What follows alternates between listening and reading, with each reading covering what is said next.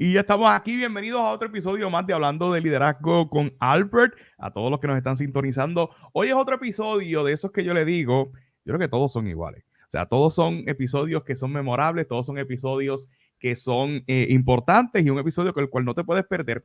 Pero hoy tiene una peculiaridad, es que el recurso de hoy, y yo creo que me corrige Guillermo, llevamos meses tratando de contactarte, o sea que el recurso de hoy es un recurso, ¿verdad?, que goza de nuestra admiración y respeto por toda la trayectoria que lleva. Y en este sentido, pues por fin coincidimos para poder grabar este podcast. Por fin lo pudimos conseguir. Yo dije, vamos al mambo, que hoy es nuestro día para conocer a este hombre espectacular, súper talentosísimo, súper inteligente, un gran recurso que tenemos en nuestra tierra, que actualmente es director de IT de la región 4, me dijiste. 13. 13 en Texas. No sé si recuerdan que hubo un episodio que tuvimos un compañero que también es maestro en el área de Texas. Guillermo ha fungido en diferentes labores acá en Puerto Rico, en diferentes áreas en el campo universitario, diferentes universidades. También ha trabajado en Microsoft, también ha estado en el Departamento de Educación. Hoy, mi gente, tenemos nada más y nada menos que a Guillermo López. Guillermo, ¿qué no he dicho de ti? Bueno, la verdad es que agradecido de la oportunidad de estar aquí contigo. La verdad es que tienes toda la razón. Hemos estado en tantos cambios al mismo tiempo de venir a Texas a una nueva oportunidad, el convertirme en papá por tercera vez. Wow. Eso ha sido, ¿verdad? Otro reto. Eso es más difícil que cualquier otro rol de liderazgo. Pero ha sido una bendición y gracias por tenerme acá. La verdad es que adicional a todo eso de trabajar en universidades, pues diría pues que soy músico también. Eso es algo, ¿verdad? Soy músico compositor, así que ¿Cómo? llevo un tiempo intentando componer cositas nuevas, pero porque no he tenido el tiempo, ¿verdad?, para dedicarle a la música así, pero esa es una de las grandes pasiones que tengo. No, espérate, que hay mucho en común ahora. Eso, yo no contaba con eso en el libreto de que eres músico, porque yo soy músico también. Y en los últimos episodios hemos tenido varios músicos con nosotros. Y mira qué coincidencia, un educador y músico. Pero Guillermo, cuéntanos tu historia y esta pasión por la tecnología y esta pasión por la educación, esta combinación. ¿Dónde comienza todo? Pues mira, te diría que la parte de educación empieza desde mi familia. Mi papá, yo estuve en un tiempo, estas son etapas extraordinarias, cuando tú tienes tu mamá siendo tu maestra y tu papá siendo el director de la escuela. Eh, eso quiere decir que si te portabas mal, tenías regaño en la sala de clase, regaño en la oficina y después regaño en la casa. Pero la, tuve una pasión al ver cómo la gente veía a mi mamá y a mi papá, que era el director, como una persona bien respetada.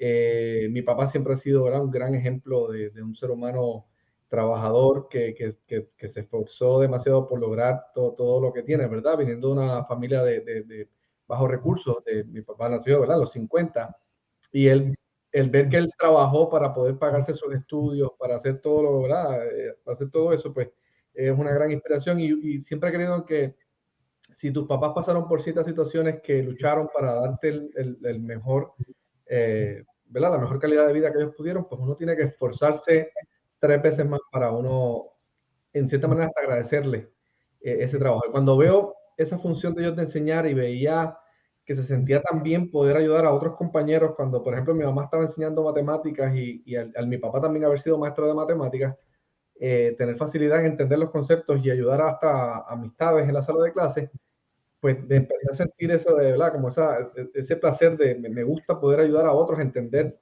lo que están tratando de enseñar en la sala de clases. Y así empezó la parte educativa.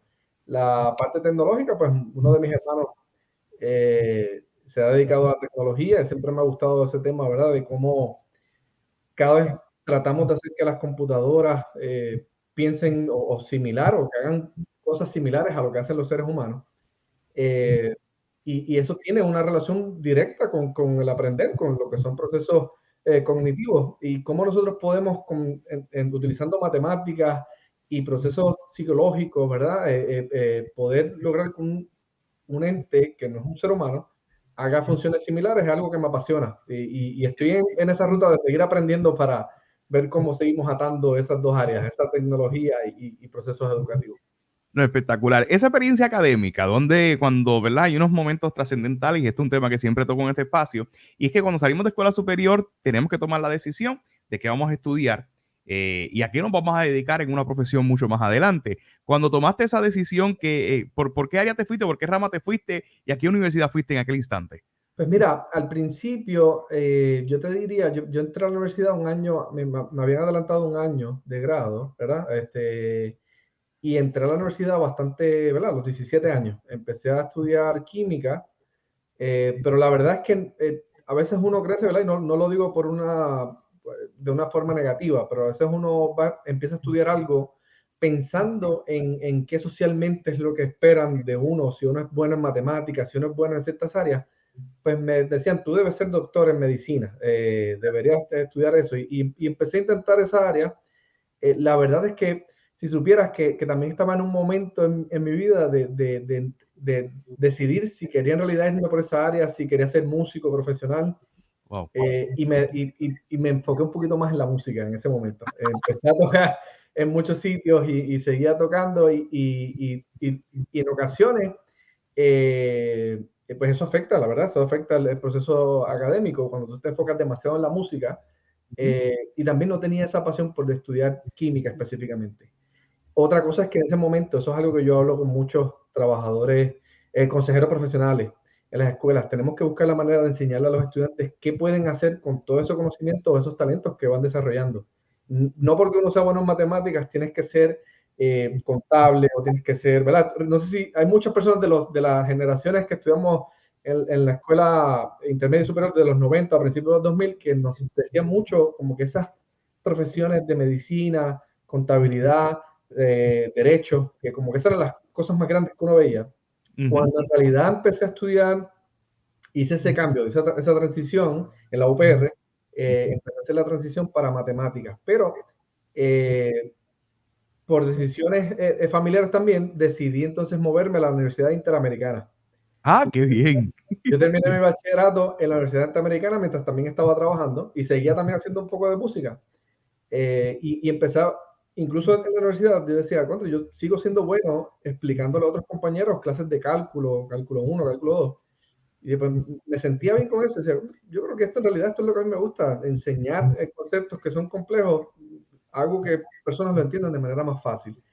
Así que yo te diría que esta trayectoria empezó ahí, cuando empecé a ser tutor y dije, pues vamos a quedarnos por esta área, por las matemáticas.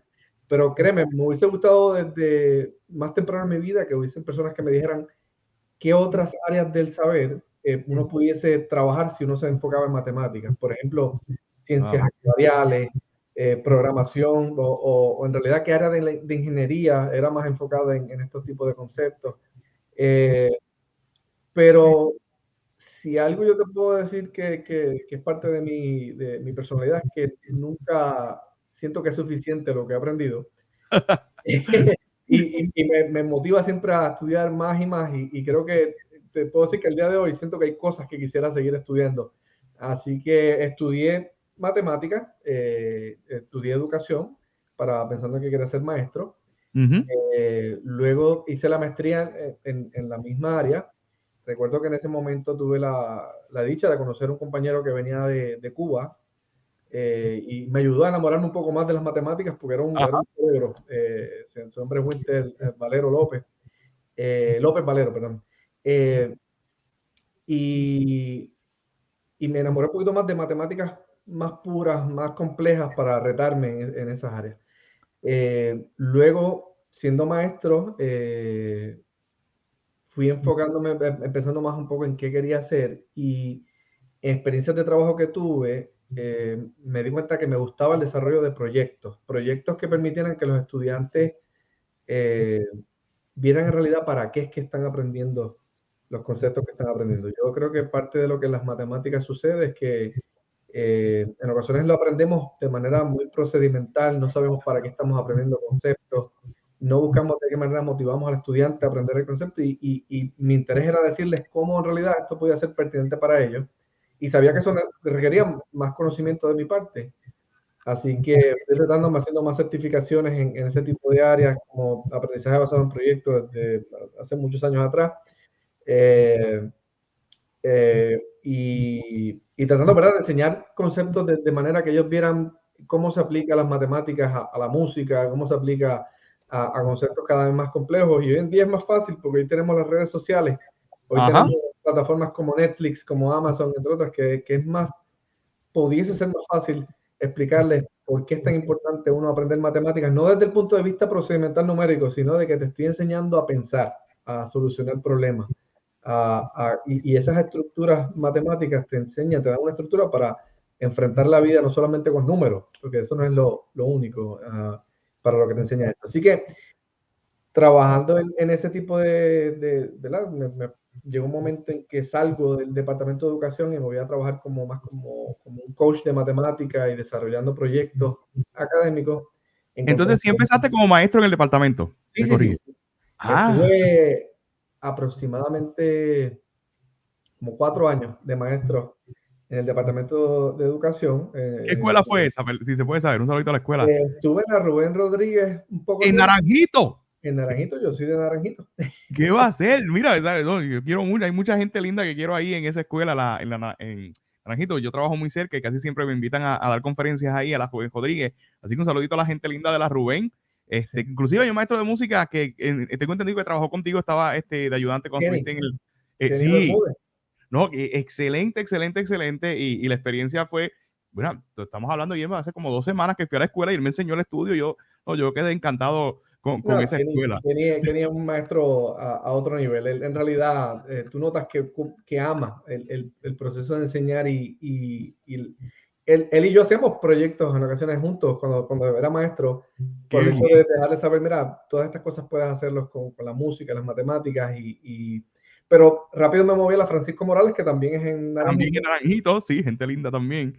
Este, Y de ahí salí entonces a trabajar en proyectos con compañías, ¿verdad? Que ofrecían servicios al Departamento de Educación. Y lo hermoso de esa experiencia es que estuve un año viviendo, bueno, yendo todas las semanas a Vieques, a la Germán Riquejoff, estuve yendo a Yabucoa, a distintas escuelas, y lo hermoso de ese tipo de experiencia fue que pude no solamente ver lo que sucedía en una escuela en particular, sino que yo podía estar visitando diario una escuela distinta y veía los escenarios de cómo afectaba la figura del papá en la sala de clases, cómo si los maestros no trabajaban en conjunto, si el director no era un líder educativo que se enfocaba en cómo apoyar la parte académica en la sala de clases y pudimos empezar a desarrollar proyectos que fueron, diría, exitosos, ¿verdad? Y los estudiantes les gustaba.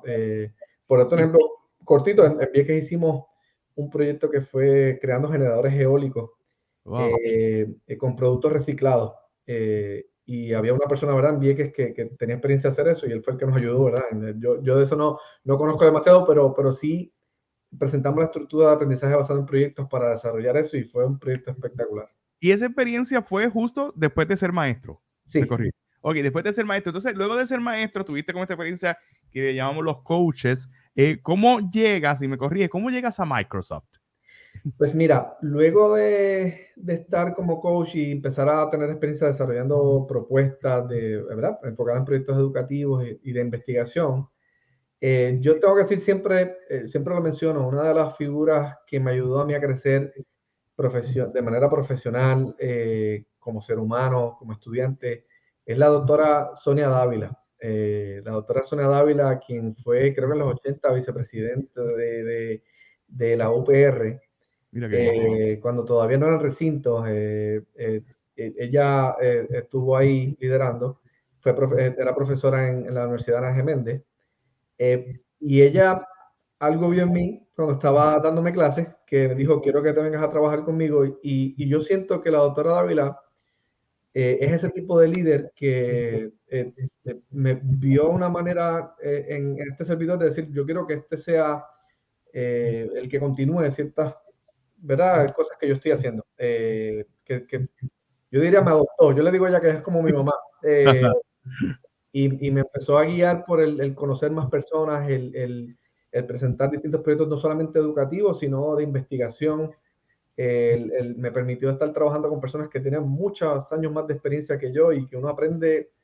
El proceso de aprendizaje se acelera de una forma exponencial cuando tú estás con personas que tienen 25, 30 años de buena experiencia profesional. Así que tuve la oportunidad de trabajar con doctores como el doctor Ángel Canales, como el doctor Edgardo Quiñones, entre otros, que de cierta manera digo que me adoptaron para crecer en eso y empecé a dar adiestramientos no solamente a maestros. Eso fue una oportunidad espectacular que le daba adiestramientos a maestros, a padres, a directores escolares, a superintendentes. Y al poder tener esa experiencia, incluso a lo que tiene la posición de estadísticos en el Departamento de Educación, al tener la oportunidad de darle tanto instrumento a tantos recursos distintos del departamento, uno va adquiriendo como más conocimiento de qué pasa y cómo se integran todos estos cuerpos dentro del sistema, ¿verdad? Los cuerpos de personas, de grupos de trabajo.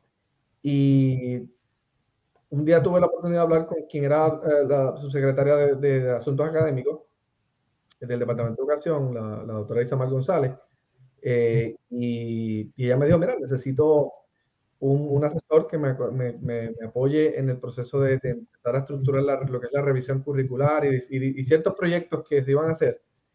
Y me dio la oportunidad de estar allí como asesor.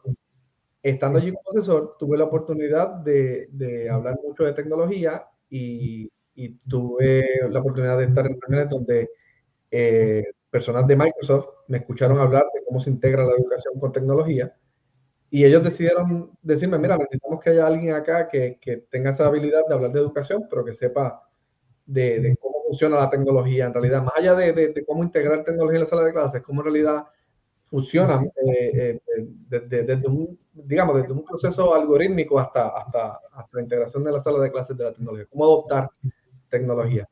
Y así pues, se dio esa oportunidad de trabajar en Microsoft un año, que fue una experiencia increíble. Wow, wow. ¿Cómo describe esa experiencia de trabajar en Microsoft cuando quizás, obviamente ahora entiendo el por qué tuviste una posición en el gobierno recientemente, que mismo vamos a hablar del tema, pero ¿cómo describe esa posición que quizás es una empresa privada, no tiene el mismo concepto que quizás estábamos trabajando con las propuestas, cuando estabas trabajando de maestro, cuando estabas trabajando de asesor? ¿Cómo describe esa experiencia en ese campo, como diríamos, más privado? Es una compañía gringa, yo creo que en cierta medida mucho antes de la pandemia. O sea que muchas veces conocemos antes de la pandemia conocíamos de Microsoft Word, Publisher y Excel, no conocíamos de los demás. Y no es hasta la pandemia que nos damos cuenta que está el Microsoft Teams, que está toda esta gama de oportunidades para poder utilizar y explotar y maximizar, perdón, estas plataformas o esta misma compañía. ¿Cómo describes tu experiencia en ese ratito que estuviste en el campo privado? Pues mira, te diría que fue, ¿verdad?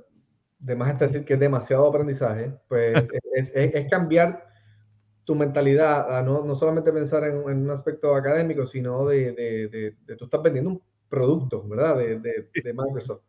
Y lo retante de todo esto es que yo entré a Microsoft ya una vez empezó la pandemia, pero que, Oh, pero que Microsoft Teams no estaba, yo diría que estaba evolucionando rápido, porque sabemos ok. que la pandemia hizo que todo evolucionara rápido, Ajá. pero o sea, yo tuve la experiencia de hablar con profesionales de Microsoft en la India que estaban trabajando con adaptar Microsoft Teams, diciéndoles, mira, que necesitamos que tenga esto, que tenga cuando en ese momento no podía el máximo de personas en un evento en vivo, creo que hubo un momento que eran 20,000, bajó a 10,000 por alguna razón, pero Wow. necesitábamos que tuviese la capacidad de hasta 100,000 y al momento eso no lo tenía y ellos podían hacer un proceso para acelerar algo, pero podía fallar algunos elementos. Así que el tener esa discusión de tener que estar despierto hasta cierta hora o levantarte más temprano para poder hablar con ellos, eh, porque estaban en la India hablando, y verdad, lo digo de forma respetuosa, pero hablando inglés con alguien que tampoco su primer idioma es el inglés, que sabemos que el Ajá. inglés es un poquito raro. Ajá. Era complejo, pero es una experiencia de aprendizaje espectacular. Algo que yo le agradezco al equipo de Microsoft es que una vez entré, no es este tipo de trabajo que entré pues a lo que aprendes y sí me dieron la oportunidad de aprender y Microsoft tiene muchas herramientas para tú aprender de manera autodirigida, pero rápido me dijeron, hay esta oportunidad, la quieres tomar y era apoyar a un equipo de Microsoft. Nosotros estábamos en la región del Caribe, Ajá. pero teníamos la oportunidad de trabajar, había un proyecto de Microsoft que ellos trabajan junto a la UNESCO y ¿A necesitaban lo qué, perdón? a la UNESCO. Ah, la UNESCO, ok, eso de la... Ajá, sí. Sí, y me pidieron entonces que fuera la persona que fuera de parte de Microsoft en el Caribe que representara para hablar en la UNESCO. Wow. Y tuvimos varias actividades donde se estaban reuniendo muchos países a hablar de cómo la pandemia estaba afectando el proceso educativo. Yo te diría que lo hermoso dentro de lo triste que fue la pandemia, pero lo hermoso del proceso de aprendizaje es tener la oportunidad de hablar con personas no solamente del Caribe, sino de Centroamérica, de América del Sur, de áreas de Europa, todos, incluso Estados Unidos, todos hablando de lo retante que era la pandemia. Países donde, incluso dentro de esas actividades, tuvimos la oportunidad de hablar con distintos ministros de educación, por ejemplo, de Haití, el de República Dominicana, que eso era parte de los países que tenía yo que estar junto a mi equipo, al equipo atendiendo, ¿verdad? O tratando de llegar a ellos. Pero escuchábamos a personas, a líderes de distintos países hablar de cómo estaban enfrentando las situaciones. Por ejemplo, Trinidad y Tobago también. Wow. Recuerdo, por ejemplo, cuando el ministro de Educación de Haití y su equipo, ellos dijeron, pues, eh, ustedes que son de tecnología, piensen qué van a hacer con una situación como esta, donde 60% de la población solamente tiene electricidad y solamente 40% tiene, y menos del 40% tiene conexión al Internet. ¿Qué me vas a Wow. ofrecer para Ujú. continuar este proceso educativo? Y era, ¿verdad? Ahí es donde empiezan los retos grandes de que yo soy estoy en una compañía de tecnología que necesita de electricidad, que necesita de internet para tener conexión, ¿verdad? Veíamos ejemplos, por ejemplo, en México, donde había niños que se montaban en una guagua una vez a la semana y guiaban, en medio de la pandemia, guiaban 2 horas esa guagua hacia una plaza para que ellos conectaran sus dispositivos y bajaran todo el contenido y viraran 2 horas a su casa para seguir el proceso, ¿verdad? De aprendizaje. Wow. Cosas como esa, muchas más, las pude escuchar de, al momento en que estaban pasando durante la pandemia y íbamos viendo cómo con la tecnología que provee Microsoft podíamos brindar algún tipo de solución y eso, la verdad es que fue de gran crecimiento para mí de manera profesional. Sí, eso están ubicados en City View Plaza, ¿verdad? Eso es lo que están ahí en Guaynabo, Sí, por Amelia. sí, sí, Sí. lo interesante fue que estuve un año en Microsoft y nunca pisé a la oficina, porque como ¡Oh! Que fíjate que son oficinas espectaculares. Yo he ido allí a través de un evento que hubo de Heads allí, la pasamos espectacular, unas oficinas de usted y tenga, que no es muy común verlas en Puerto Rico, ¿verdad? Porque casi siempre cuando vamos a Estados Unidos, pues nos encontramos con ese concepto y no, a mí me encantó, Así que aspiramos algún día llegarle allá a Microsoft. sí, Guillermo, mientras estabas en Microsoft surge esta oportunidad de llegar obviamente al Departamento de Educación de Puerto Rico en una función como subsecretario de Asuntos Académicos.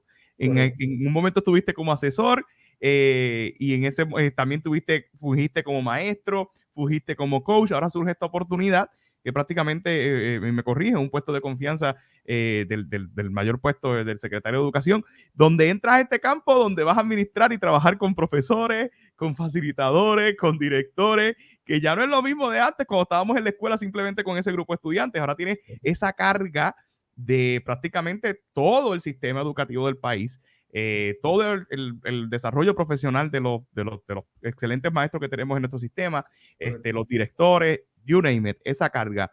¿Cómo surge eso mientras estabas en Microsoft y de ahí viniste al Departamento de Educación? Sí, estaba en Microsoft. Bueno, luego de Microsoft, yo estaba decidiendo moverme a otra compañía con una posición de liderazgo, pero ese mismo proceso de cambiar a esa compañía, surge esta oportunidad a la cual, lo digo de forma, ¿verdad? Muy respetuoso y muy agradecido, pero a la cual dije que no muchas veces, porque, porque, porque Yo sabía estaría en la misma. porque sabía, ¿verdad? El reto que es, la responsabilidad que tiene este tipo de posición Y la y exposición. la exposición y que me había convertido en ese momento en papá por segunda vez, un mes antes. Y había Wow. dicho, mira, yo tengo 2 bebés ahora y uno como papá, ¿verdad? Pues pensando en que tengo que proveer y todo eso, pues estaba enfocado en quedarme en la casa y la verdad es que algo que no, oye, pasa aquí hasta en Estados Unidos. Luego de la pandemia la gente quiere seguir trabajando desde la casa. Y, Oh, y uno decía, pues es más fácil, Ujú. seguir siendo productivo desde la casa y apoyando, ¿verdad?, a mi esposa en el proceso de cuidar a los bebés. Pero tanto el secretario, el Eliezer, siguieron, ¿verdad?, el equipo diciéndome, mira, necesitamos que estés con nosotros, necesitamos que estés en esta posición. Y decidí aceptar el reto en ese momento. La verdad es que la posición también es mucha exposición, es mucho crecimiento, hay muchos retos. El Departamento de Educación eh, continúa necesitando muchos procesos de transformación.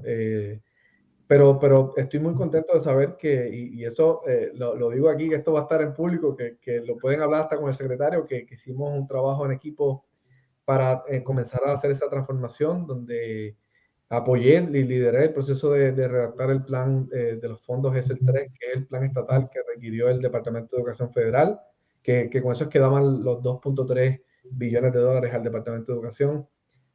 Todos los proyectos que son educativos, estaba liderándolos, como el de revisión curricular que hace poco se había publicado. Desarrollamos temas, bueno, yo te diría que lo primero que se hizo es, por muchos años el Departamento de Educación, en mi opinión, ha tomado decisiones que no necesariamente han sido las más acertadas, porque el proceso de tomar esas acciones no han sido en realidad basadas en datos que en realidad te permiten tomar decisiones. Oh. Año tras año se utilizan pruebas estandarizadas, que no es que yo no crea en ellas, son muy buenas, hay que utilizarlas, Ujú. pero el análisis que se hace para tomar decisiones mediante estos resultados son erróneos, siguen siendo erróneos. Wow. Porque hay muchas variables y eso sería algo bueno, interesante trabajar, el preguntarle primero al estudiante, ¿entiendes para qué estás tomando la prueba? ¿Te interesa tomar la prueba? ¿Quieres hacerla bien? Yo les digo a las personas, lo digo de manera con mucho respeto, pero siendo muy honesto. O sea, hubo hasta artículos del periódico donde habían estudiantes diciendo, yo la hice, ¿verdad?, diciendo de manera coloquial, el estudiante dijo, yo la hice a lo loco. Miren la Ajá. carita de ella. Y de eso es que estamos, de procesos como ese, donde hay estudiantes que están llenando bolitas a lo loco, Ujú. estamos tomando decisiones al final.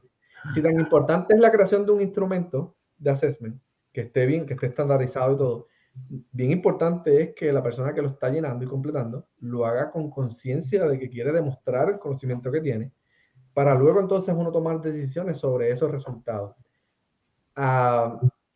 Lo que quiero decir es que hemos tomado decisiones de un dato numérico que supuestamente mide cuánto conocimiento tiene sobre unas destrezas, que puede ser cierto, puede ser que aunque el estudiante la quiera hacer bien hecha, pues tenga una deficiencia. Yo no estoy diciendo que eso no existe, pero ¿a qué punto es confiable el resultado que estamos viendo para tomar tantas decisiones con tantos fondos que se reciben?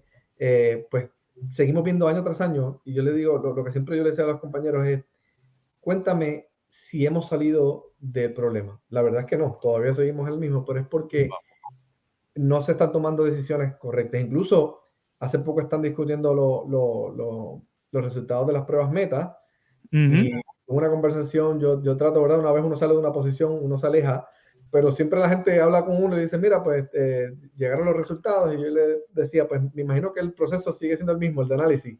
Vamos a ver cuántas escuelas están en plan de mejoramiento, cuánto por ciento. Y dicen, exactamente eso es lo que están haciendo, pues vamos a seguir en el mismo problema. Por eso es que cuando entro a la posición, mi primer paso es decir, vamos a hacer un plan que nos permita mejorar lo que está pasando. Y ese plan se llamaba Plan para Recuperación Académica, que tenía 6 áreas de enfoque. Y en esas 6 áreas de enfoque, la primera, que mucha gente decía, pero ¿por qué tú estás escogiendo la primera? Mejorar la calidad de los datos. Y dije, porque para yo decir qué estrategia académica voy a utilizar, para yo decir qué desarrollo profesional voy a ofrecer, para yo decir cómo integro a los padres en la sala de clases, qué alianzas debo crear con personas afuera del sistema educativo, tengo que saber en realidad qué está pasando. Y las pruebas metas no son suficientes. Yo necesito recopilar datos para preguntarle al estudiante cómo se siente. Wow. Necesito conocer en realidad qué le interesa al estudiante. Ajá. ¿Qué yo puedo lograr? Y esta es la pregunta que yo le hacía siempre a los directores de escuelas. ¿Qué yo puedo hacer para en realidad contestar honestamente si el estudiante siente más motivación de estar en la escuela que estar en la casa viendo YouTube o viendo Netflix o viendo Facebook, cualquier red social que se utiliza ahora? ¿Qué le motiva más? ¿Estar en la escuela aprendiendo algún teorema en matemático o hacer eso. Si la respuesta contundentemente es, quiero estar en casa haciendo esto, yo como educador como sistema educativo, tengo que mejorar.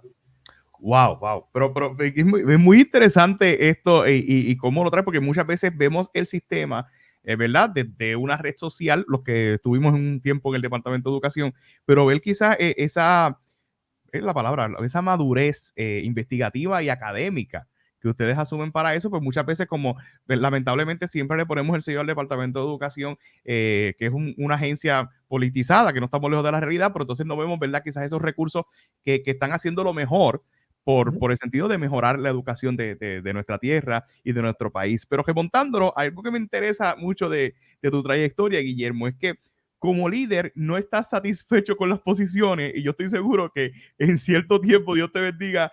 Mientras Amén. estás en esa posición, estoy seguro que nos vamos a enterar de que vas a ir a otro, que vas a seguir aspirando a más.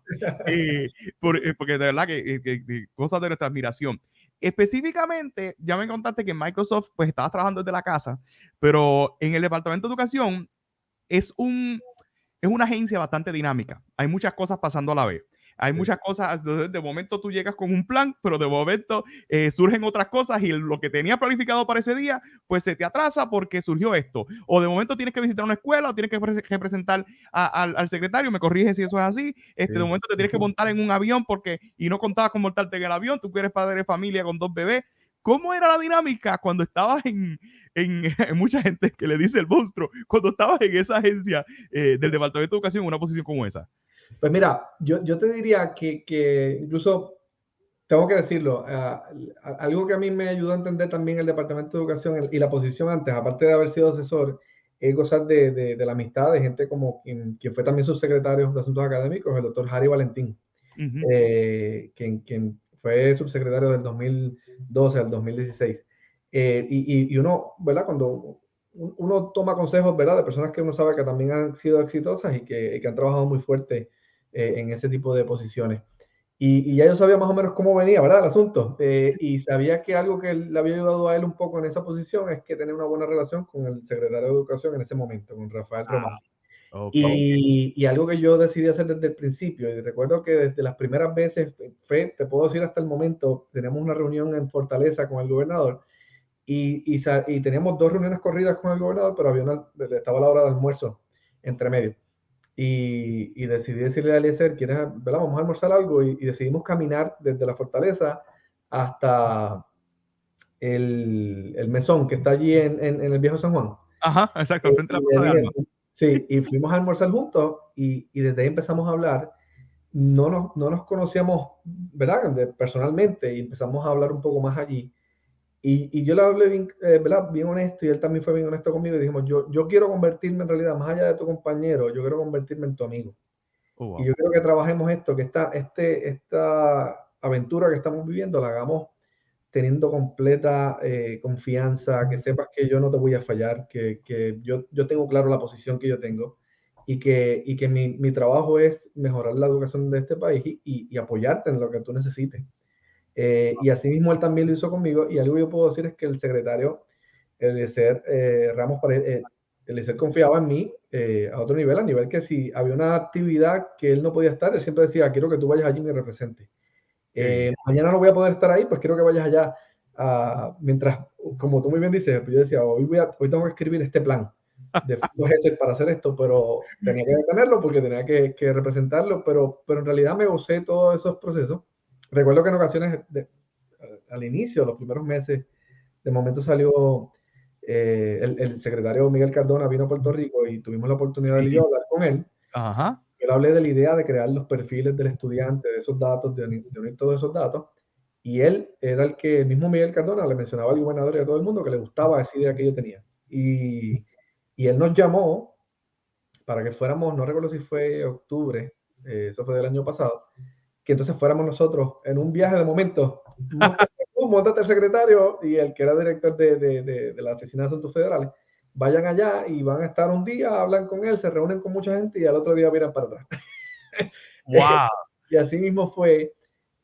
Pasó lo mismo con un viaje que también ellos querían, el secretario de Educación de los Estados Unidos quería que nosotros comparáramos lo que estábamos haciendo con el uso de los fondos ESER con Hawái. Y así también tuve que viajar a Hawái. Créeme, mucha gente va a decir, wow, pues ¿cómo va a decir que no quiere viajar a Hawái cuando tú eres papá? Tú no quieres estar tan lejos de tus hijos. Y trabajando. O sea, una cosa es viajar de vacaciones a Hawái a ir a ver los sistemas educativos. Eso es en un viaje de 18 horas para llegar allá, para irte a trabajar, para entonces un viaje de 16 horas para que cuando llegues acá vuelves a trabajar, y eran horarios de 8 de la mañana a 8 de la 24/7 noche. prácticamente. 24/7 prácticamente porque es muy complicado y estoy seguro que mientras estabas allá tenías que atender varias crisis que estaban ocurriendo acá que dependían de una decisión tuya como Sí, subsecretario, ¿no? sí.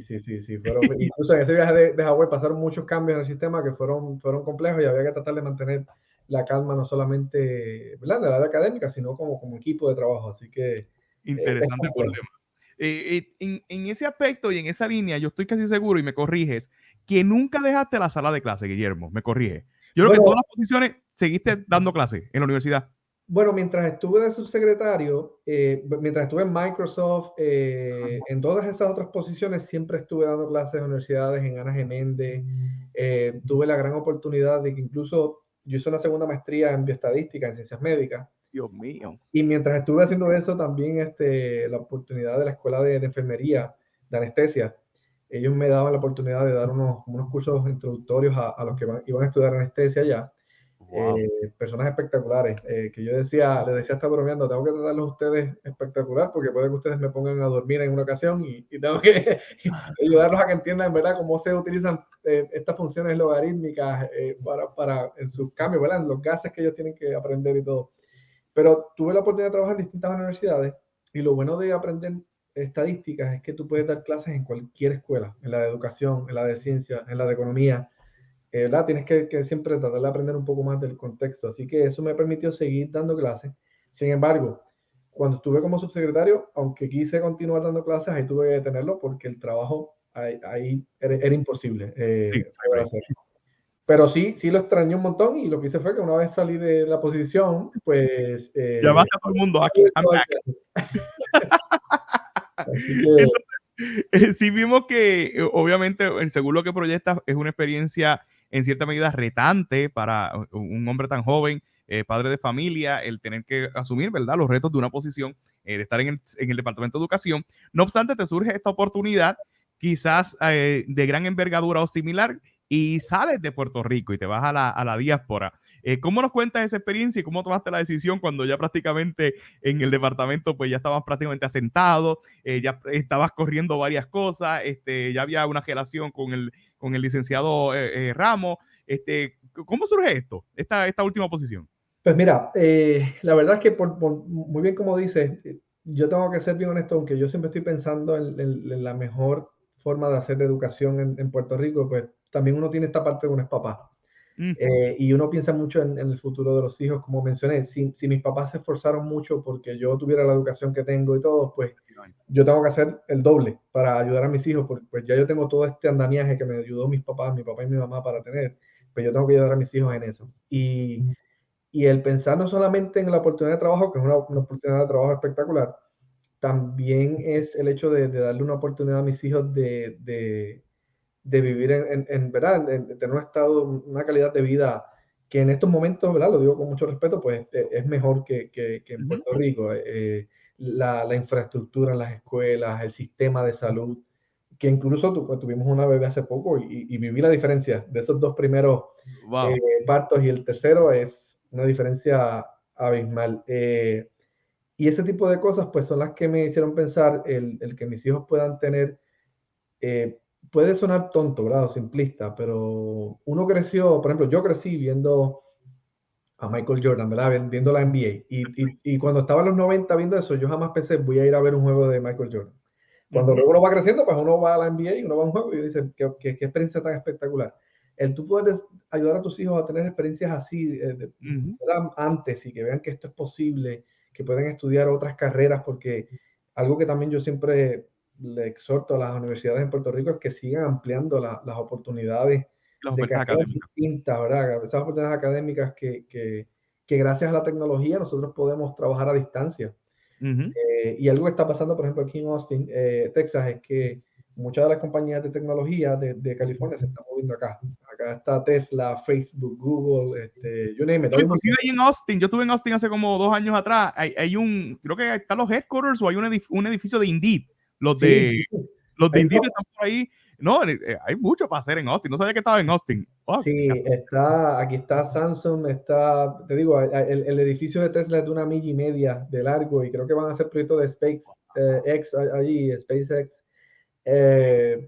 Y ese tipo de cosas fue lo que me hicieron pensar, pues más allá de una carrera profesional que sea a largo plazo, ¿verdad? Por como muy bien dice, uno ha estado cambiando de posición en posición, posiciones retantes. Yo dije, yo creo que es momento de estar en una posición más estable. que yo no tenga que pensar de aquí a 2 años, esto se acaba. Y Wow. tengo que otra vez volver a buscar algo. Pues yo dije, Ujú. vamos a pensar en mis nenes.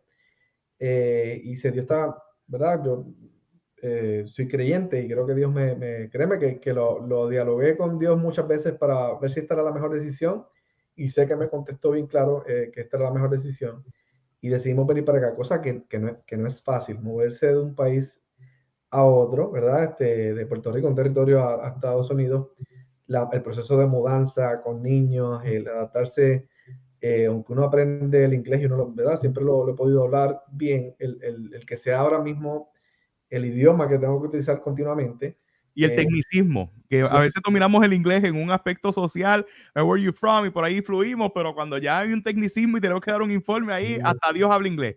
Yo estuve internado y en la iglesia fui y hasta Dios hablaba y todo el mundo es inglés, pero entonces, sí, esa Sí, experiencia del tecnicismo en el idioma es un poquito complicado, que no es sí, fácil. sí. Ujú. Sí, sí, sí. Y es un área que entonces ahora yo vuelvo a la tecnología. Ah, Acá soy el director de tecnología de la región 13. En Texas, desde el año 65, desde que se hizo la ley ESEA, ¿verdad? Que todo el mundo lo ajá, conoce así como la ley ESEA, ujú. pues ya de ahí establece que se pueden generar los leyes, ¿verdad? De las regiones y todo. Y aquí está el Texas Education Agency, que es el que presenta la política pública, el que establece y da las normas a todo. Y entonces están los distritos que sus superintendentes toman sus decisiones, tienen sus presupuestos, cosa que ahora mismo no pasa en Puerto Rico así. Y están entre medio las regiones que son parte del sistema educativo, pero que también funciona como una mezcla entre parte de la agencia, pero también es como un vendor por el hecho de que tiene que ofrecer servicios de desarrollo profesional, de transportación, de tecnología, de seguridad. Todo lo que Los los distritos, distritos necesiten, nosotros somos los que los ayudamos a ellos a cumplir con Tax Agency. Que es como eh, decir, es intermediario entre el distrito, que los distritos están las escuelas, me corrige, sí. y con el nivel central, pudiéramos decirlo, esta agencia de educación. Exacto, exacto. Y en ese caso ahora, pues mi posición es más pura tecnología. O sea, yo Ay, apoyo en el servicio de Internet que están recibiendo las escuelas.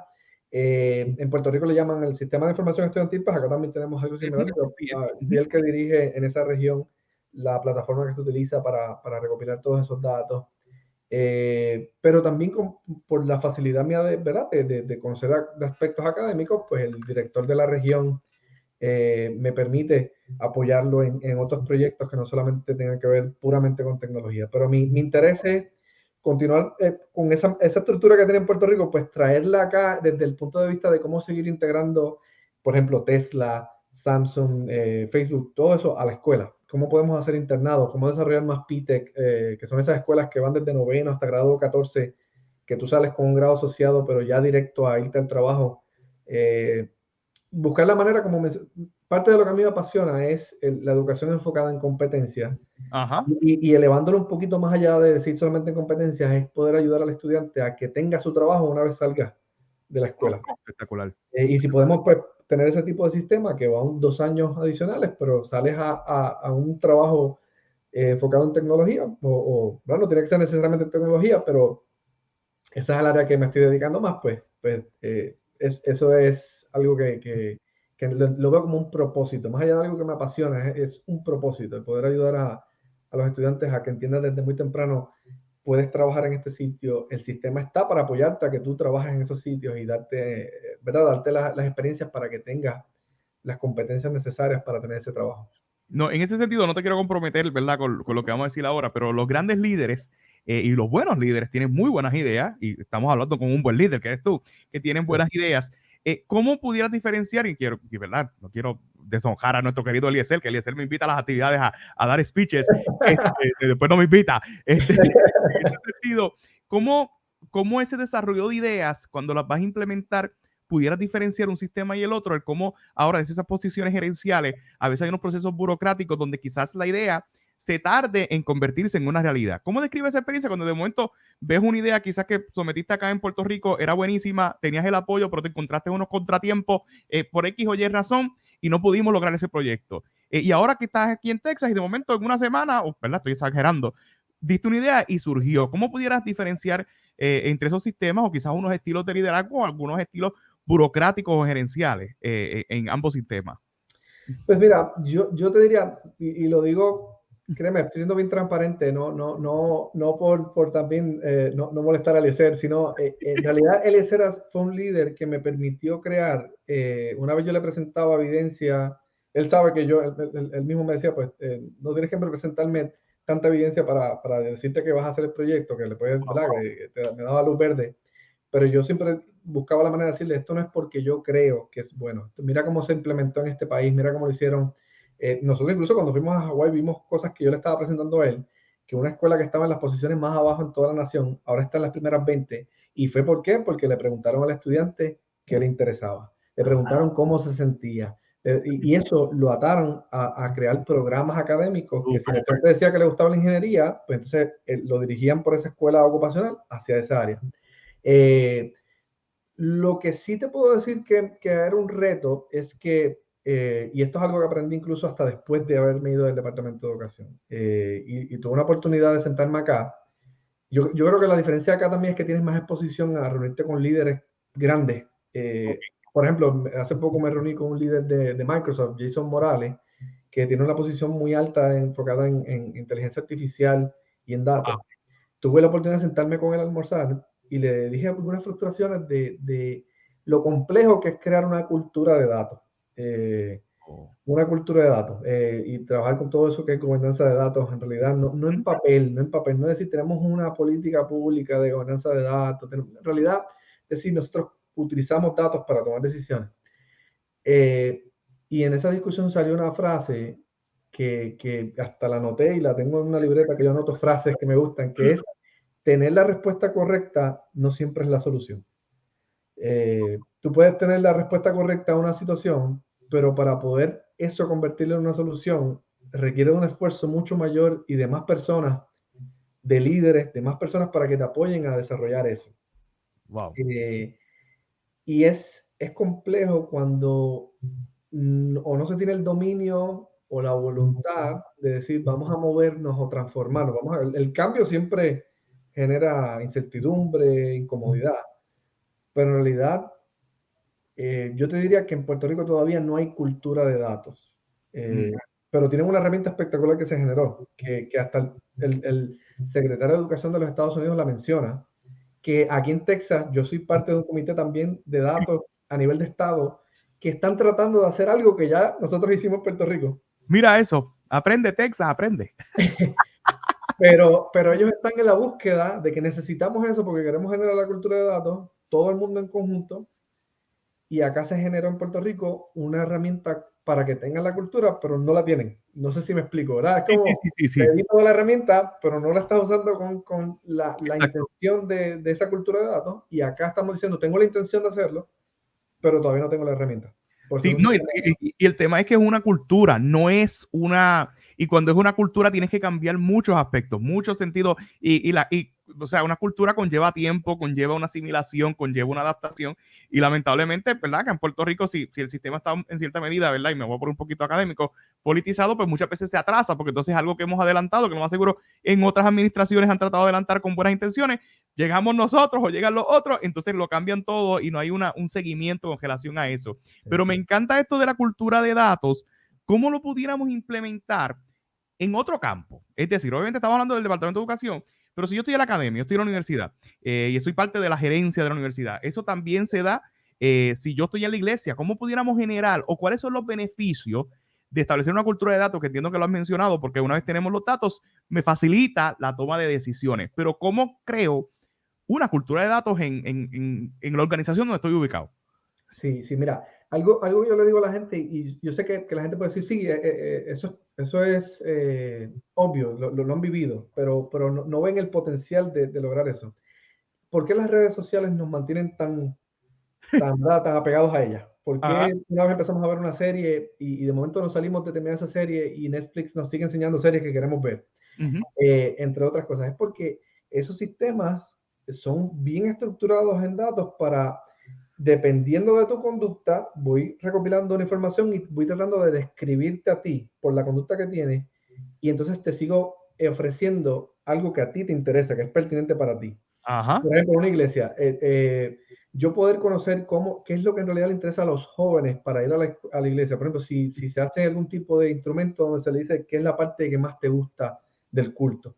Ajá. ¿Te gusta el proceso de adoración? ¿Te gusta la parte de la discusión, ¿verdad?, de lectura bíblica? ¿O te gusta la parte de la musical, es la más que te atrae? ¿Qué es lo que te está atrayendo a ti, si es tener grupos de jóvenes para discutir problemas sociales que surgen, y quieres tener apoyo de otras personas para hablar de ello? Si tú puedes tener ese tipo de datos de antemano, antes de empezar a ofrecer un culto, Ujú. tú puedes entonces utilizar el conocimiento que tienes como pastor, diría yo, ¿verdad? Ajá. Que eso es un conocimiento, ¿verdad?, muy elevado, Ajá. que se necesita para ser un pastor en una iglesia, y utilizas todo ese conocimiento bíblico para entonces decir, yo sé qué necesidad tiene mi gente, ¿verdad? Ajá. La iglesia.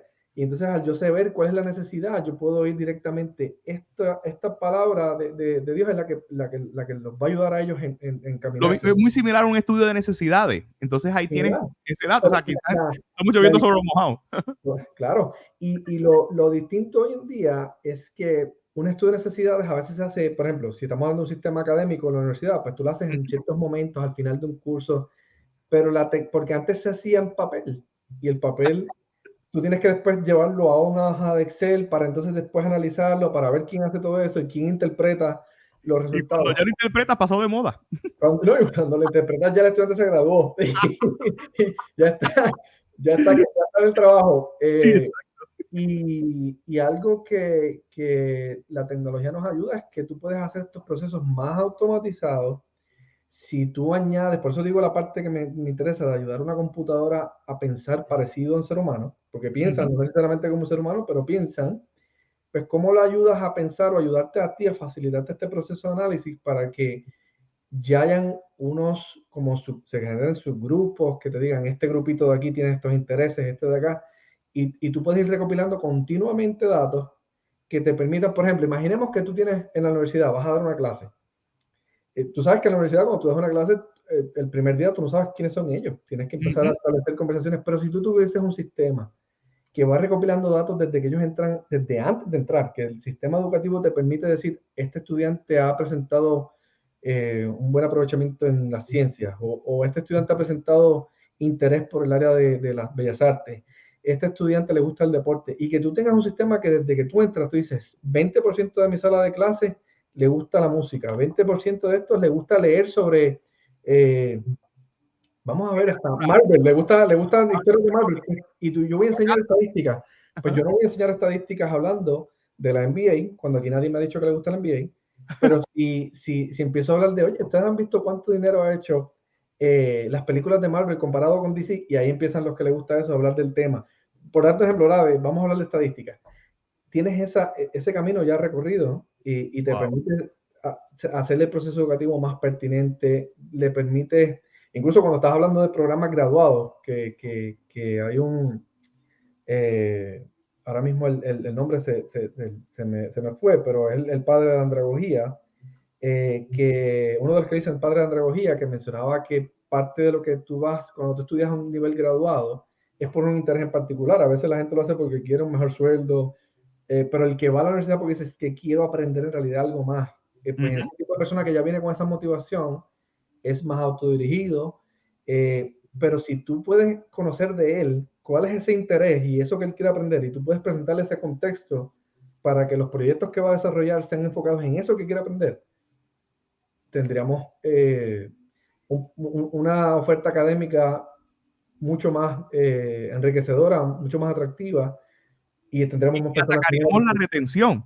O sea, que es un problema ¿verdad? Que nos amerita a los que estamos en la academia, es cómo retenemos estudiantes en nuestra institución. Es decir, si estoy en, qué sé yo, que Janemente en la misma Inter, cómo yo que tengo ese estudiante que arriba, pero quizás llegó porque que es la situación que he tenido, estudiantes que quieren estudiar ingeniería mecánica, pero el interés es mecánica de auto. Entonces, mi amor, no es lo mismo ingeniería mecánica a tu con el carro, por eso tenemos que irnos tomen. Entonces, quizás en esa ignorancia, por una falta, como tú muy bien mencionas, de una orientación, una consejería, pues lo afectaría. Quiero dejar tu tiempo y me he consumido bastante, pero quiero adentrar un momentito con la inteligencia emocional, lo de los Oculus y cómo esto va a influir en un futuro no muy lejano en la educación, ya sea en Puerto Rico, ya sea en la universidad, ya sea en Texas. ¿Cómo ves eso? Tú que estás en Haití.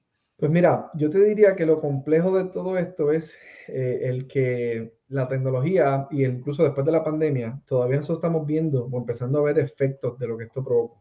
Los Y el, y metaversos. el, y el acelerar tantos procesos tecnológicos que puede que nosotros todavía como sociedad no estemos, yo diría hasta cierto punto, ¿verdad? Me puedo equivocar, pero que no estemos listos para enfrentar un cambio tan abrupto con problemas todavía que tenemos de situaciones de salud mental. Por Ajá. ejemplo, en Puerto Rico sabemos que hay estadísticas desde los 60 que presentan un panorama que es preocupante. Y estamos en procesos sociales que cambian tan rápido que todavía no nos hemos adaptado a un cambio para que venga otro que nos afecta en procesos de socializar, de que, bueno, lo estamos viendo, incluso en la oficina donde trabajo que yo dirijo, tengo empleados diciendo, nosotros hemos demostrado que hemos sido efectivos trabajando a distancia, ¿por qué no podemos hacerlo si somos un área de tecnología? Nosotros tenemos una política que ellos pueden trabajar un día a la semana desde la casa.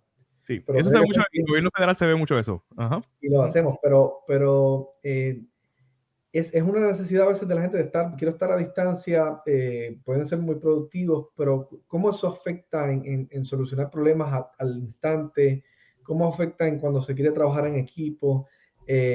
Hay muchas cosas que hay que demostrar antes de lograr, ¿verdad?, hacer esos cambios. Y el problema que yo digo en esto, ¿verdad?, lo que quiero decirte es que tantos cambios que se están dando en la tecnología que afectan tanto el proceso de aprendizaje, el proceso de aspectos socioemocionales, ¿verdad?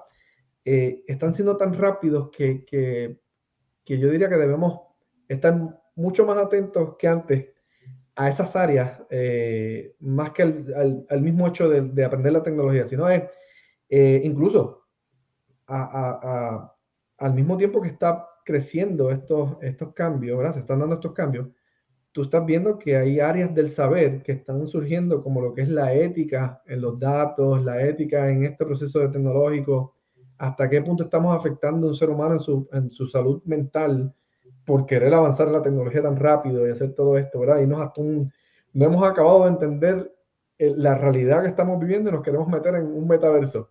Ajá. Sí, exacto. Esa es la complejidad de esto, pero es un tema, ¿verdad?, que sigue bajo estudio y yo te diría que yo todavía incluso estoy en procesos de mucho aprendizaje. Ahora mismo incluso estoy haciendo una certificación de Cornell University enfocada en liderazgo digital.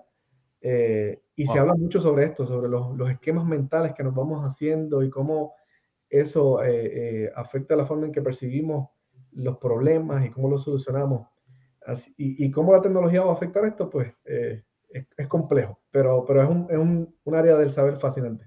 Sí, que yo creo que esa actitud de aprendizaje y de estar dispuestos a los cambios es muy meritorio y muy necesario y medular en todos los que estamos en la academia o que estamos en educación, porque es que si no nos adaptamos a los cambios, pues entonces podemos entrar en una crisis, que quizás en otras generaciones, ¿verdad?, que nos preceden, pues era muy difícil adaptarse a los cambios, pero todos nos tenemos que adaptar a los cambios. Hay unas preguntas, Guillermo, que le hago a todos los que son parte, ¿verdad?, o pasan yo digo, la línea de fuego de Hablando de Liderazgo con Albert, que es unas preguntas Okay. medulares que le hago a todo el mundo. Y yo creo que estas preguntas van a ser espectaculares y las contestaciones ya estoy ready para lo que nos vayas a decir. La gente está lista para apuntar. Siempre le pregunto a la gente su libro favorito o un libro que recomienden tú como líder. Obviamente un libro puede ser educativo, algo que necesitemos nosotros para aprender, que tú digas, este libro cambió mi vida y te lo recomiendo, Albert. Bueno, si es un libro que sea enfocado específicamente como Lo que tú me quieras. dices, para liderazgo. Tu libro favorito, zúmbalo ahí. Ok, bueno, sí, sí, yo te soy bien honesto, hasta de manera personal, profesional, el libro que más a mí ha tenido impacto en mi vida, ¿verdad? Ajá. Y sé que me estoy saliendo un poquito de la parte, diría yo, académica, pero es un libro específico de la Biblia que se llama Eclesiastés. Mira, yo soy Pero una del persona que le predicador. encanta, yo soy una persona que le encanta la filosofía. Ajá. Yo vine aprendiendo de Schopenhauer, de Nietzsche, de Sartre, de todos ellos, pero cuando yo leí ese libro, incluso lo leí al principio con una actitud más de filósofo, me estaba pasando por una situación y dije, dame leer esto, a ver qué me dice. Vanidad Eh, de vanidades, todo es vanidad, dijo el predicador. pero la verdad es que no había nada que yo había leído en esos otros libros de filósofos sumamente famosos por sus frases, que no Ajá. estuviese en ese libro, Ok. pero con un propósito al final, con un propósito más claro. Y eso tuvo un impacto en mi vida extraordinario, una cosa a otro nivel. Yo incluso le he dicho a amistades, y lo digo con todo respeto, personas hasta que me han dicho, yo soy ateo, yo dije, léelo como si estuviese leyendo un libro de filosofía, ¿ya? Ajá. Eso es todo. Léelo y dime si no es lo mismo que leíste de Schopenhauer, si es lo mismo que leíste de Nietzsche, pero al final tiene un propósito, tú decides al final si sigues ese camino o no, pero es espectacular. Interesante. ¿Y alguno contemporáneo? Pues mira, te diría hasta qué punto contemporáneo. Hay uno, a mí me encantan los libros de Michael Fullan. Eh, Oh, Michael Schur. Michael Fullan es para mí Michael Fullan, sí, The espectacular. Principal. A mí me obligaron a leerlo en el doctorado, The Principal. Tuve que leerlo y hacer un análisis y ya, y Michael Fullan. Bueno, pero más bien es porque Canadiense. cuando tú eres líder, tienes unas áreas bien importantes cuando vamos a enfocarnos en cambio. Ujú, Esa parte de siempre tener esperanza de que esto es posible, efectivamente. del poder aprender a recibir retrocomunicación de los demás y estar siempre dispuestos a aprender Ujú, y tener ansias de aprender para poder entender el cambio, porque en realidad al final eso es lo que te permite poder comunicar a otros, esto es lo que deberíamos hacer. Y es tener esas ansias de aprender cosas porque sabes que es posible hacer cambios y que las cosas estén mejor. Yo he escuchado en muchas ocasiones críticas, por ejemplo, del sistema educativo de Puerto Rico. Y cuando las personas lo que presentan es frases porque las he escuchado, ¿verdad? Lo digo porque estas son cosas que viví, ujú. que escuché. Y son Cuando datos. tuve la oportunidad de decirle a la gente, vengan, vamos a hablar y escuchar qué ustedes tienen que decir. Y gente decía, el departamento por el tema político hay que explotarlo y volverlo a hacer. Y yo dije, esa no es la solución. Ah, Si no hay esperanza de que se pueda hacer algo bien hecho, incluso con los retos que tenemos, pues no tenemos una buena, ¿verdad? Postura de liderazgo. no, entonces muchas veces, ¿verdad? Y yendo por esa línea, hablamos del sistema, pero no nos damos a la tarea muchas veces, o cuando nos damos a la tarea de visitar una escuela y visitar una sala de clases, ¿qué estaba haciendo mal el profesor o qué está haciendo mal ese núcleo en la escuela? Entonces muchas veces hablamos, no, que hay que implosionarlo completo, pero es que estamos viendo unas cosas y cuando tú vas a cada, como decir, contexto, yo estuve en 5 escuelas trabajando como maestro, cada escuela tenía su peculiaridad y cada escuela era buena. O sea, que tenían unos aspectos a mejorar y otras áreas y otras fortalezas, pero a la hora de la verdad, yo tuve ¿cuánto? 4 escuelas, 5 escuelas que tuve, fueron experiencias buenísimas. O sea, que no tengo, y obviamente de que hay compañeros que tú sabes, pero hay este compañero y hay estudiantes y hay personas a veces, pero uno sobrevive, tampoco uno se muere porque te das cuenta que el recurso humano que está en el departamento de educación, mínimo, casi todos los compañeros están con una maestría. O Sí. sea que hay un excelente recurso allí. Volviendo al tema de las cosas que, ¿verdad? Y los consejitos que nos tiene Guillermo, película. ¿Cuál es tu película favorita, Guillermo? Wow, yo soy de ese tipo de persona que ha visto miles de películas y soy, ¿sabes? Ver películas, yo trabajo incluso en un cine, o sea, que eso de mí. Yo era proyeccionista hace años cuando estaba haciendo el bachillerato. Pero una película bueno, de entre todas, te diría Inception, ¿sabes? No sé si te Sí, recuerdas. sí, muy, pero muy complicada. Esa película me Se encanta. nota que eres intelectual porque, Dios mío. Me encanta esa película. Netflix, ¿tienes alguna serie, algo que ves en Netflix que no recomiendas? Bueno, la serie, hay dos series que hasta mi esposa me dice, la vas a ver otra vez, chico. Hay más series. Dark es para mí la mejor serie que ha existido en la vida. Y otra de las series que me interesa mucho, y es que yo soy el tipo de persona, que una vez empiezo a ver una serie de algo que dicen que está basado en hechos reales, pues me pongo, mientras estoy viendo la película, me pongo a ver el celular, déjame ver si eso es cierto. No, fíjate, Ajá. esto Y no es vas cierto. investigando y documentales y lo complementas, así. Y Un fue libro el lo de, compras. y fue el de Narcos México. Oh, sí, sí, sí, Narcos sí, sí. México fue espectacular. La verdad es que la serie, los actores, Diego Luna, está este otro muchacho que ¿verdad? También es de raíces mexicanas, creo que es García el apellido. Si no Bernal, me- Bernal. ¿Perdón? García Bernal, ese, es que me suena. No, no recuerdo si ese, no me suena, pero hicieron unos papeles extraordinarios y yo lo estaba viendo más desde un aspecto histórico, ¿verdad? De cómo en realidad esto afectó la creación de un sistema que estaba más en batalla con las drogas. No desde un punto de vista que a veces uno lo ve de personas que como ponen en ciertos niveles, como, ¿verdad? Como en pedestales a esos narcotraficantes grandes. No era desde ese punto, era en realidad ver cómo era la batalla del gobierno, de policías que en realidad, o agentes que estaban en realidad con ganas de mejorar el lugar donde estaban Y la trabajando. inteligencia que envuelve en ambas partes, la inteligencia que envuelve como que los villanos y lo que envuelve el gobierno, o sea, qué era lo que había detrás de todo este proceso que ahora nos lo facilitan a través de una serie, dentro de la drama y toda la cosa. Pero son muy buenas, son muy buenas. La verdad es que hay muchas, pero esas dos fueron las Sí. más que me tuvieron ahí, como dicen, juqueado, viéndolas muchas veces. Espectacular. Me dijiste que eres músico. ¿Qué música escuchas? ¿Cuáles son tus artistas favoritos, tus cantantes favoritos? ¿A Pues, quién tienes ahí en tu Spotify? pues mira, la verdad es que yo he tenido una evolución bien grande en la música porque empecé en el rock. Yo era músico, ¿verdad? Tocaba más música de rock, pero luego empecé a ver que si quería, ¿verdad? Enamorar, por ejemplo, a mi esposa, pues tenía que cantar más música romántica. Así que a través de los años empecé a tocar más música romántica. Yo estuve en un trío, yo estuve estuve desde bandas de rock, trío, escucho mucha música clásica.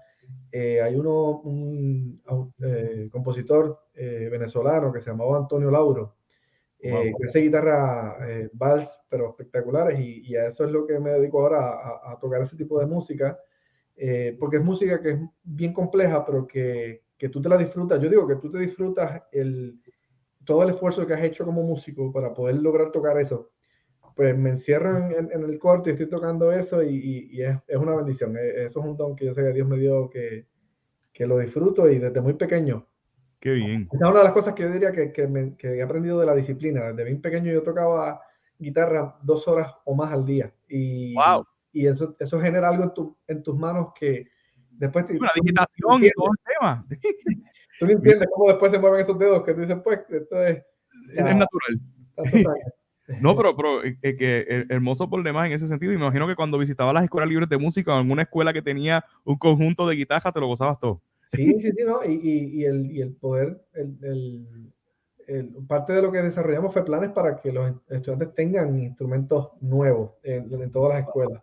Yo espero, ¿verdad? Esos son ya proyectos que yo espero que estén continuando, ¿verdad? Pues ya no estoy por la decisión que tomé, pero eso era parte de lo que queríamos y Kenny me ayudó mucho en ese tipo de proyectos. Qué Ahora, brutal. eso sí, ahora lo que estoy haciendo mucho como papá es que tú pregúntame qué canción de Atención, Atención, de La Granja de Salud, lo que sea, y eso me lo sé de arriba abajo. Los nenes se lo gozan en cantidad.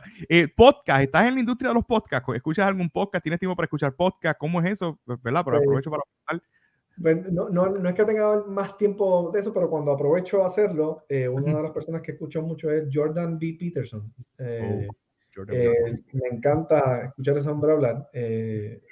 Creo que la postura, ¿verdad? Desde la parte filosófica y psicológica que él presenta de todos estos eventos sociales que se están dando actualmente, pues es muy interesante. Y lo más que me gusta, como sabes, pues, como me has escuchado hablar, es que eh, me gusta cuando las personas hacen mucha investigación y hay muchos datos para sustentar lo que están diciendo. Y él es experto en hacer eso.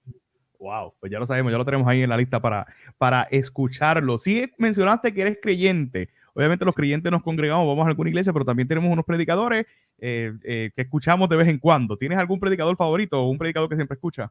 Pues mira, yo vengo de la iglesia, ¿verdad? Católica, Ajá. pero mi esposa me llevó a una iglesia de discípulos de Cristo y desde ese entonces sentí algo distinto ¿verdad? Me congregué a ese tipo de, ¿verdad? De iglesia Y yo lo que te puedo decir es que hay dos pastores que yo siempre llevo mucho en mi corazón porque me ayudaron de una manera u otra. Y es el pastor, le dicen Manolete, no sé si has escuchado de él, desde Bayamón, Manuel. Y también está Eliezer Ronda. Obvio, Eliezer Honda sí lo he escuchado. Manoleta, bueno, estoy en el seminario, pero Eliezer lo conozco personalmente y Manoleta me suena mucho, pero Manolete, no. Manolete es que le dicen. Manolete, ajá. Le decían así porque él desde joven se dedicaba a estar en grupos de jóvenes. Pero el pastor, él es pastor en la Iglesia de Discípulos de Cristo en Santa Juanita. Ok, la de Santa Juanita. Sí. Sí, Ok. él está allá. Son personas que tienen, yo creo mucho, ¿verdad? Cuando uno va a una iglesia, pues que la persona tenga mucho conocimiento y creo que, me puedo equivocar, pero creo que Eliezer Ronda es hasta profesor ¿verdad? Sí, De teología. sí, yo Y tengo la, un libro de él ahí abajo. Sí, excelente. y la forma en que él predica es espectacular. Y Manolete también, con Manolete le pasa que también he tenido más experiencias personales de ir a hablar con él y es otra cosa, otra cosa. Son dos seres humanos que me han ayudado mucho de una manera u otra y los llevo siempre en mi mente, así en mi corazón. Mira qué bien, un saludito tanto a Manolete como a Eliezer. Guillermo, si la gente le gustaría tener una experiencia como esta, de invitarte a tener una conversación, obviamente sabemos que tu agenda está muy apretada, pero le gustaría contactarte, le gustaría, ¿verdad?, tener algún contacto contigo, invitarte a una conferencia o algo así por el estilo, ¿dónde te pudieran contactar o dónde te pudieran conseguir? Bueno, en la página de LinkedIn siempre estoy dispuesto, ¿verdad? Cuando me escriben a hacer este tipo de cosas, Por eso que te contacté. me contactan por ahí. Si me contactan, por ejemplo, en este caso fue en Facebook que nosotros Ajá. hablamos, también lo puedo, ¿verdad? Contesto ese tipo de oportunidades y siempre, si lo que vamos a hablar es algo que aporta al aprendizaje de alguien o motiva a alguien a continuar, ¿verdad? Yo lo que siempre digo es que hay personas que tienden a pensar que estudiar hoy en día no es algo que en realidad va a traer beneficios, vamos a decir económicos. Ujú. Y yo le diría que es todo lo contrario. Además, el, el estudiar también te ayuda, el continuar estudiando y aprendiendo de distintos conceptos, de distintas áreas del saber, te ayudan a formarte de una manera impresionante que te permite enfrentar la vida, ¿verdad? De otras maneras. Y siempre, incluso en crisis económicas de países, el uno estudiar más, pues te permite diversificar, decir, pues mira, si mañana no voy a trabajar en el área académica, pues me voy al área de bioestadística, que es de salud pública.